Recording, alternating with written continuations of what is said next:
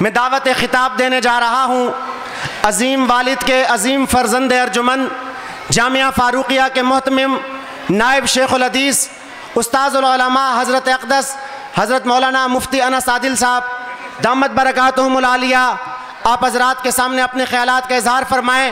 ہاتھ بلند کر کے، آواز بلند کر کے استقبال کریں گے۔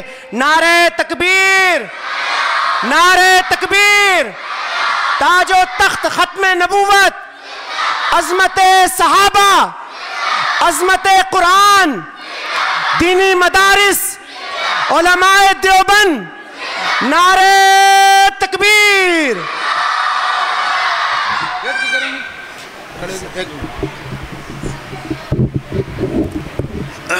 بسم اللہ الرحمن الرحیم۔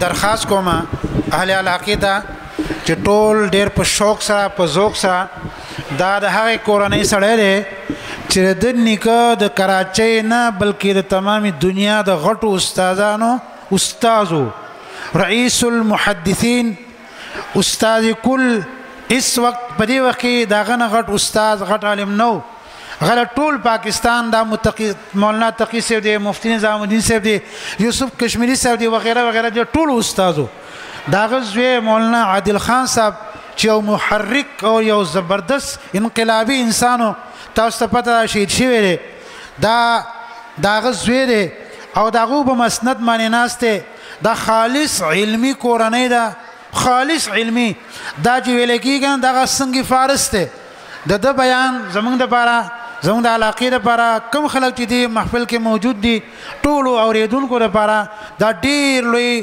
اعزاز دی او زمونږ دپاره ډېر لوی او غټ نعمت دی۔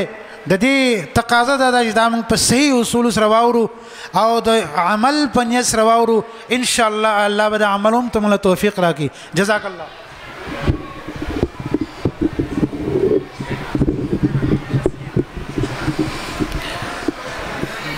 السلام علیکم ورحمۃ اللہ وبرکاتہ۔ الحمد للہ وکفى والصلاة والسلام على عباده الذين اصطفى، اما بعد فاعوذ باللہ من الشیطان الرجیم، بسم اللہ الرحمن الرحیم، انا نحن نزلنا الذکر وانا له لحافظون۔ وقال رسول الله صلى الله عليه وسلم إن لله أهلين من الناس، قيل ومن هم يا رسول الله؟ قال أهل القرآن هم أهل الله وخاصته۔ وقال رسول الله صلى الله عليه وسلم من جعله أمامه قاده إلى الجنة، ومن جعله خلف ظهره ساقه إلى النار۔ اللهم صل على محمد النبي الأمي وعلى آله وأصحابه وبارك وسلم تسليما كثيرا۔ اللهم صل عليه وبارك وسلم كما تحب وترضى عدد ما تحب وترضى۔ اللهم صل عليه ما ذكره الذاكرون الأبرار، وصل عليه ما تعاقب الليل والنهار، وصل عليه وعلى المهاجرين والأنصار۔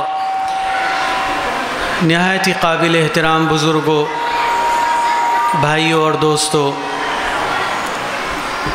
سب سے پہلی چیز تو یہ ہے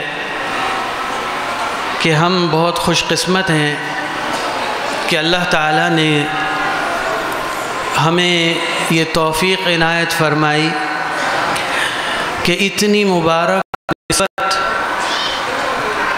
جس کا نام قرآن ہے، قرآن کی نسبت سے ہمیں یہاں جمع فرمایا۔ آپ بھی جانتے ہیں کہ باہر بہت سارے لوگ پھر رہے ہیں، چھٹی کا دن ہے، اتوار کا دن ہے، چھٹی کا دن ہے، لیکن اس وقت ہزاروں لوگ ہمارے اس علاقے میں ان کو یہ توفیق نہیں ملی، ان کو اس پروگرام میں اس مبارک نسبت سے یہاں حاضری کی توفیق نہیں ملی۔ اللہ تعالیٰ کا بہت بڑا احسان ہے، اللہ تعالیٰ کا بہت بڑا انعام ہے، اللہ تعالیٰ کا ہم پر بہت بڑا کرم ہے کہ اس نے ہمیں یہاں اپنے گھر میں اتنی مبارک نسبت سے جمع فرمایا۔ اچھا، اب جب ایک دفعہ ہم آ گئے تو اب ہمارے پاس دو اختیار ہیں۔ ایک اختیار تو یہ ہے میرے بزرگوں، بھائیوں اور دوستوں، کہ جیسے خالی ہاتھ ہم آئے اسی طرح خالی ہاتھ چلے جائیں۔ بڑا اچھا پروگرام تھا، علماء نے بڑی اچھی اچھی باتیں کیں، لیکن یہ ہے کہ میری زندگی میں کوئی فرق نہیں آیا۔ میں اس پروگرام میں شریک ہوا اور میں نے بہت اچھے اچھے بیانات سنے، علماء کی بہت خوبصورت گفتگو سنی، لیکن یہ ہے کہ میری زندگی میں کوئی فرق نہیں آیا۔ اچھا، دوسرا اختیار یہ ہے کہ میں اس پروگرام میں اللہ تعالیٰ نے مجھے توفیق دی، میں آیا تو اب میں خالی ہاتھ واپس نہ جاؤں۔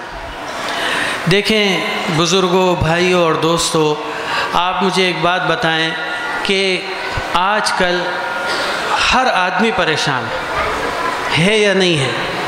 ہر آدمی پریشان ہے۔ اس پریشانی کی سب سے بڑی وجہ یہ ہے کہ وہ سکون ان چیزوں میں تلاش کرتا ہے، ڈھونڈتا ہے جن چیزوں میں سکون نہیں ہے، جن چیزوں میں سکون نہیں ہے۔ یہ اللہ تعالیٰ کی مبارک اور بابرکت کتاب ہے، قرآن مجید ہے۔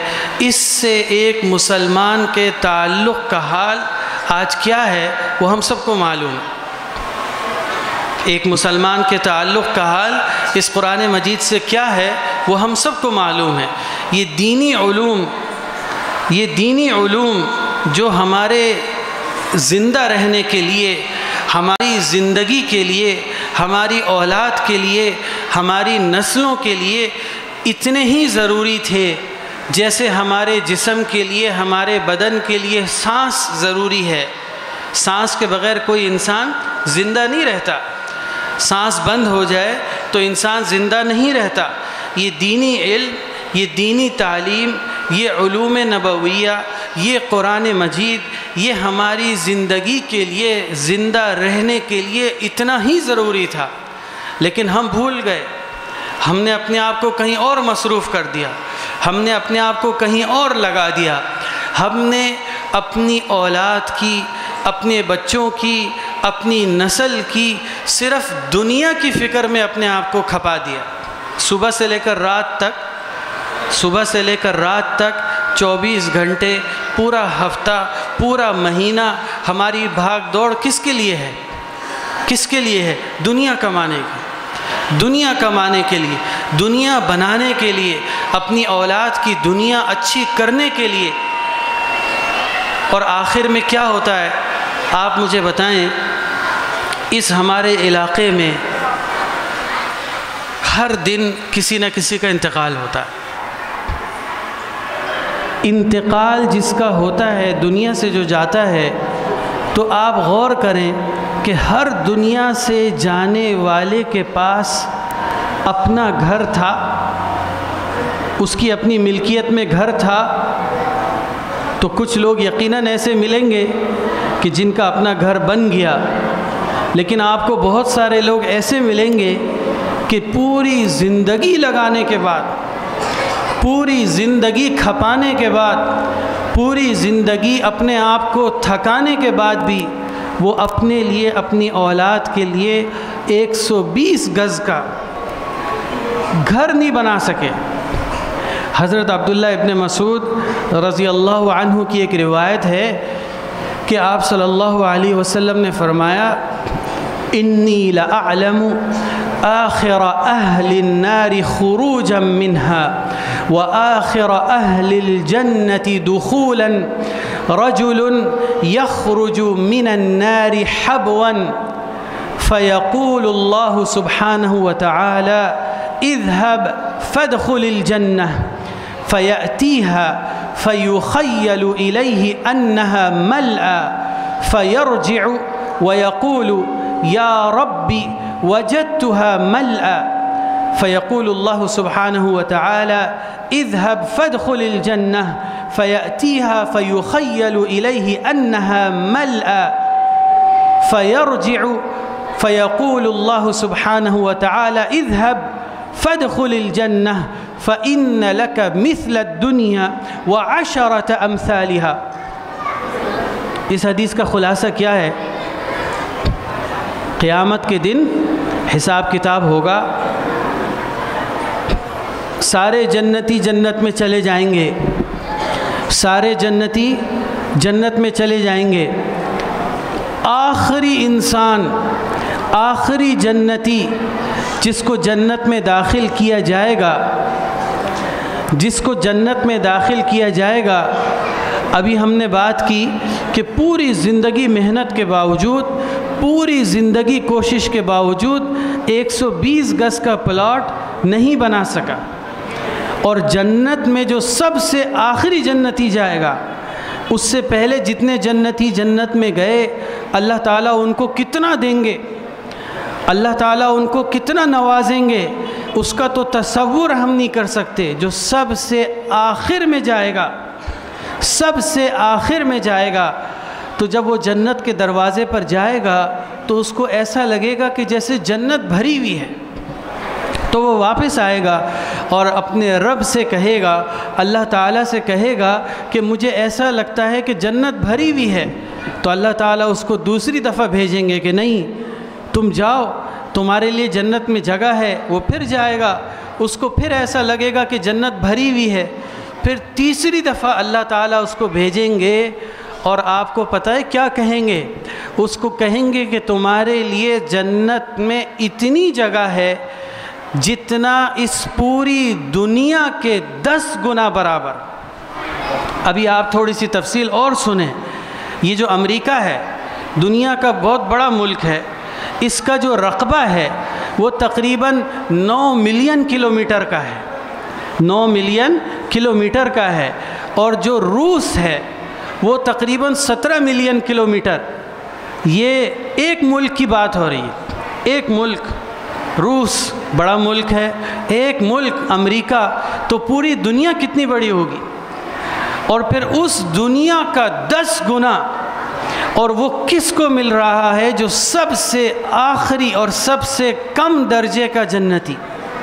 ایک اور حدیث میں آتا ہے کہ آپ صلی اللہ علیہ وسلم نے فرمایا ان ادنى اہل الجنت منزلۃ الذی لہ 80,000 خادم۔ ہمارے معاشرے میں، ہماری سوسائٹی میں جو سیٹھ ہوتا ہے، جو مالدار ہوتا ہے، جو پیسے والا ہوتا ہے، اس کے کتنے نوکر ہوتے ہیں؟ آپ مجھے بتائیں کتنے نوکر ہوتے ہیں؟ جو تھوڑا سیٹھ ہوتا ہے، تھوڑا پیسے والا ہوتا ہے، اس کے پاس ڈرائیور ہوتا ہے، وہ اپنا کیا کرتا ہے؟ ڈرائیور رکھتا ہے۔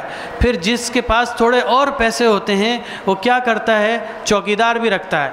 پھر جس کے پاس تھوڑے اور پیسے ہوتے ہیں وہ گارڈ بھی رکھتا ہے۔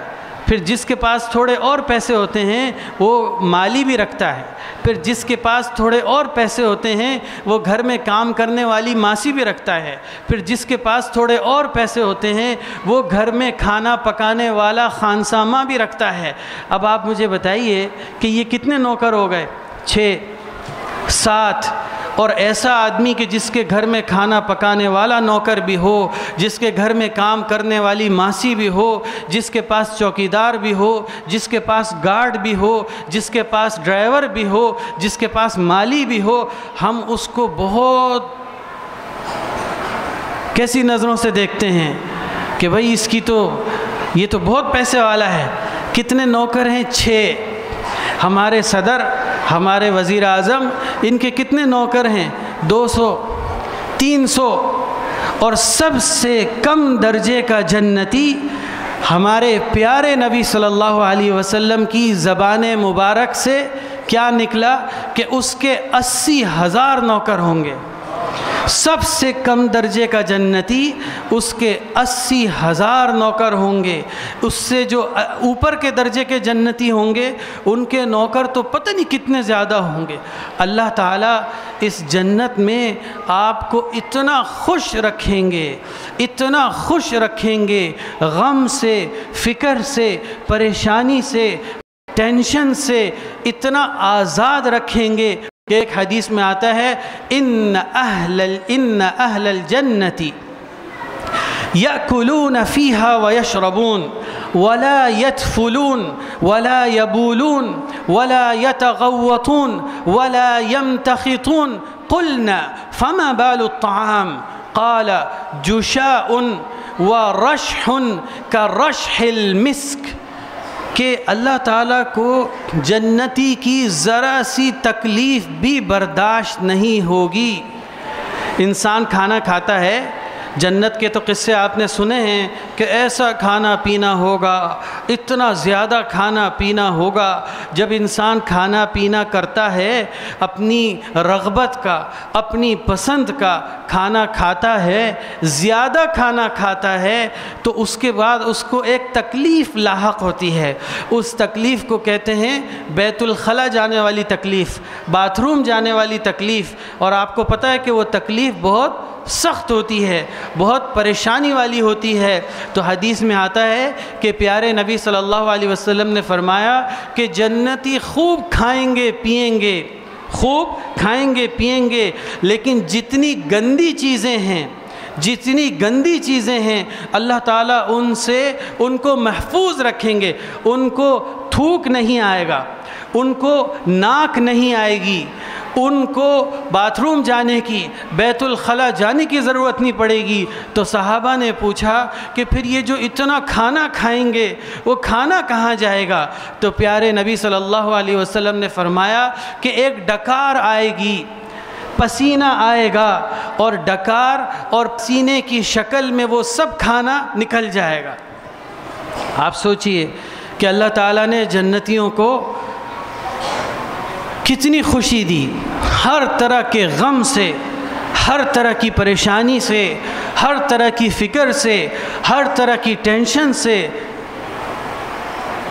ان کو آزاد کیا۔ ان بوڑھے نہیں ہوں گے، لا یبلا ثیابہم ولا یفنا شبابہم یعطى الجنتی قوت 100۔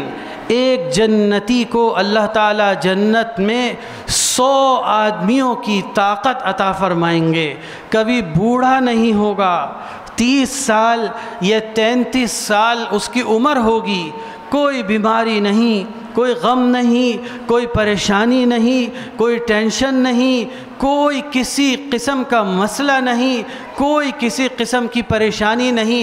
حضرت ابو ہریرہ رضی اللہ عنہ کی ایک روایت میں آتا ہے کہ کہتے ہیں کہ میں نے آپ صلی اللہ علیہ وسلم سے پوچھا مما خلق الخلق؟ قال من الماء۔ قلنا الجنة وما بناؤها؟ قال لبنة من ذهب ولبنة من فضة وملاطها المسك الأذفر وحصباؤها اللؤلؤ والياقوت وتربتها الزعفران من يدخلها ينعم ولا يبأس يخلد ولا يموت لا يبلى ثيابهم ولا يفنى شبابهم۔ جنت کی جو تعمیر ہوگی، جنت میں جو گھر ہوں گے، وہ سونے اور چاندی کی اینٹوں سے بنے ہوئے ہوں گے۔ ایک اینٹ سونے کی ہوگی، ایک اینٹ چاندی کی ہوگی، اور اینٹوں کے درمیان میں جو مسالہ لگایا جاتا ہے، جو سیمنٹ لگایا جاتا ہے، وہ مشک ہوگا، شدید قسم کی خوشبو والا مشک ہوگا۔ زمین کے اوپر جو کنکر اور پتھر پڑے ہوں گے وہ موتی اور جواہر ہوں گے، اور مٹی جو ہوگی وہ زعفران ہوگی۔ آج کل شادی پر بھی سونا خریدنا مشکل ہو گیا۔ 1 تولہ کتنا ہوتا ہے؟ 10 گرام ہوتا ہے یا 12 گرام ہوتا ہے؟ 1 تولہ۔ شادی پر بھی سونا خریدنا مشکل ہو گیا، اور وہاں اللہ تعالیٰ آپ کو جو گھر عطا کریں گے تو وہ گھر سونے اور چاندی کی اینٹوں سے بنے ہوں گے۔ ایک اینٹ بھی کئی کلو کی ہوتی ہے۔ تو میرے عزیزوں، بزرگوں، دوستوں، بات لمبی ہو گئی۔ یہ تھوڑی سی تفصیل آپ کو بتانے کا مقصد یہ تھا کہ اللہ تعالیٰ نے ہمیں اس دنیا میں کسی مقصد کے لیے بھیجا. الذی خلق الموت والحیات لیبلوکم ایکم احسن عملا وما خلقت الجن والانس الا لیعبدونی ما اريد منهم من رزق وما اريد ان يطعمونی. اللہ تعالیٰ نے ہمیں کسی مقصد کے لیے بھیجا، لیکن بدقسمتی یہ ہے کہ مسلمان اپنے اصل مقصد کو بھول گیا. المیہ یہ ہے کہ مسلمان اپنے اصل مقصد کو بھول گیا. یہ مدرسے، یہ دینی تعلیم کے مراکز، یہ بہت ہی زیادہ مبارک جگہ ہیں. دیکھیں، میں آپ سے ایک سوال کرتا ہوں کہ ہم اپنے بچوں کو ہماری آبادی میں 90% 95% لوگ اپنے بچوں کو اسکول بھیجتے ہیں. کوئی بری بات نہیں ہے، کوئی بری بات نہیں ہے. ہمارے بچے بھی اسکول جاتے ہیں، آپ کے بچے بھی اسکول جاتے ہیں، سب کے بچے اسکول جاتے ہیں. لیکن ایک سوال ہے، کبھی اپنے آپ سے پوچھیں کہ میں اپنے بچے کو اسکول کیوں بھیج رہا ہوں؟ تاکہ وہ اچھی تعلیم حاصل کرے، وہ اعلیٰ ڈگریاں حاصل کرے. ٹھیک ہے، ہو گیا، اس نے بہت اعلیٰ تعلیم حاصل کی، محنت سے پڑھا. اس کے بعد آگے مقصد کیا ہے؟ اس کو اچھی نوکری مل جائے. یہ مقصد ہے نا، اعلیٰ تعلیم حاصل کرنے کا مقصد. اور وجہ کیا ہے؟ کہ اس کو اچھی نوکری مل جائے. مل گئی. اچھی نوکری کیوں چاہیے؟ کہ اچھی تنخواہ ہو. اچھی تنخواہ بھی مل گئی. اچھا، پھر اچھی تنخواہ کے کیوں چاہیے؟ کہ زندگی اچھی ہو جائے. تو زندگی بھی اچھی ہو گئی. اس کے بعد کیا ہے؟ کبھی سوچیں آپ، اس کے بعد کیا ہے؟ اعلیٰ تعلیم حاصل کی، اعلیٰ نوکری مل گئی، اچھی تنخواہ مل گئی، دنیا اچھی ہو گئی. اب اس کے بعد اب آگے کچھ بھی نہیں ہے. جس دن آنکھ بند ہو گئی سب ختم. یہ اعلیٰ تعلیم ختم، یہ اونچی نوکری ختم، یہ بہت بڑی تنخواہ ختم، جو کچھ دنیا میں بیلنس، بینک بیلنس بنایا، سب ختم. تو ساری زندگی کی محنت میں نے کس پر لگا دی؟ اپنی دنیا بنانے پر. اور جیسے ابھی آپ نے سنا کہ آگے جہاں جانا ہے، جہاں اتنی بڑی بڑی نعمتیں، یہاں کی زندگی کتنے سال کی ہے؟ حدیث میں آتا ہے کہ آپ صلی اللہ علیہ وسلم نے فرمایا کہ میری امت کی عمریں 60 سے 70 سال کے درمیان میں. اور آج کل تو وہ 60 سے 70 سال کی عمر بھی بیماریوں والی.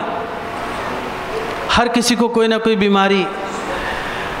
اور وہاں کی عمر کتنی ہے؟ وہاں کی عمر کتنی ہے؟ ہمیں کتنی گنتی آتی ہے؟ ہمیں کتنی گنتی آتی ہے؟ 1000، لاکھ، کروڑ، ارب، کھرب. اس کے آگے ہمیں گنتی نہیں آتی. اس کے آگے ہمیں گنتی نہیں آتی. تو اگر ہم اپنے حساب کتاب سے بولیں تو ہم اپنے حساب کتاب سے کیا بولیں گے کہ جی کھربوں سال کی زندگی.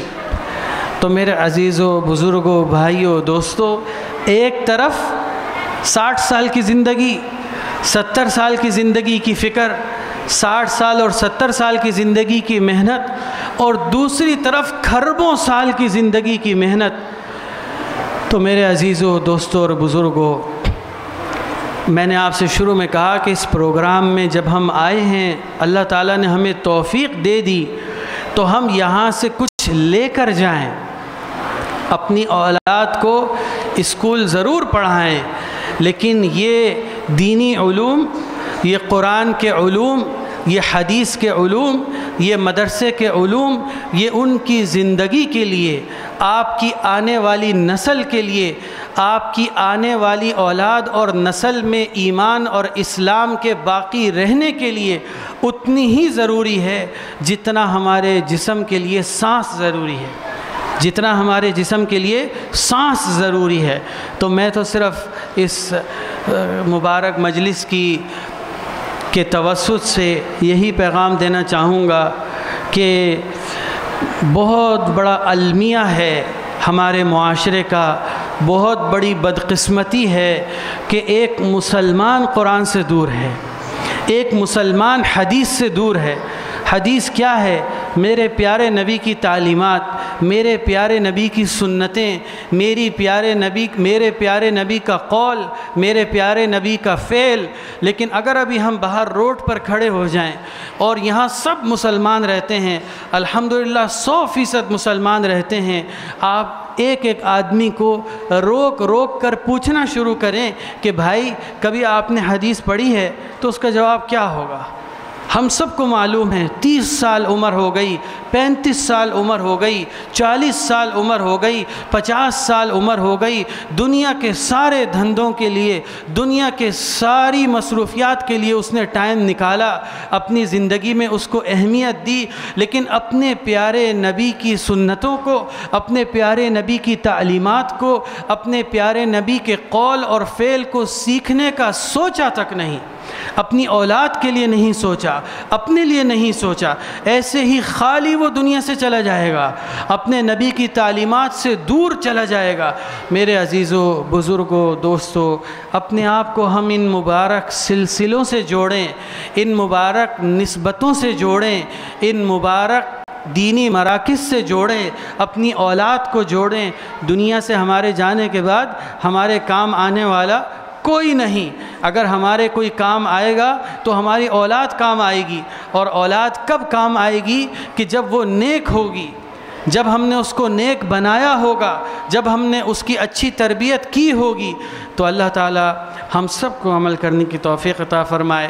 اللہ تعالیٰ ہمیں اپنے بزرگوں سے، اپنے بڑوں سے سیکھنے کی توفیق عطا فرمائے، اور جو کچھ ہم سیکھتے ہیں وہ آگے ہم اپنے بچوں میں، اپنی اولاد میں، اپنی آنے والی نسل میں منتقل کرنے والے بنیں۔ اللہ تعالیٰ ہمارے اندر یہ احساس پیدا فرمائیں، ہمارے اندر یہ شعور پیدا فرمائیں کہ یہ دینی علوم ہماری زندگی کے لیے کتنے ضروری ہیں، ہماری آخرت کے لیے، ہماری آنے والی ہمیشہ کی زندگی کے لیے کتنے ضروری ہیں۔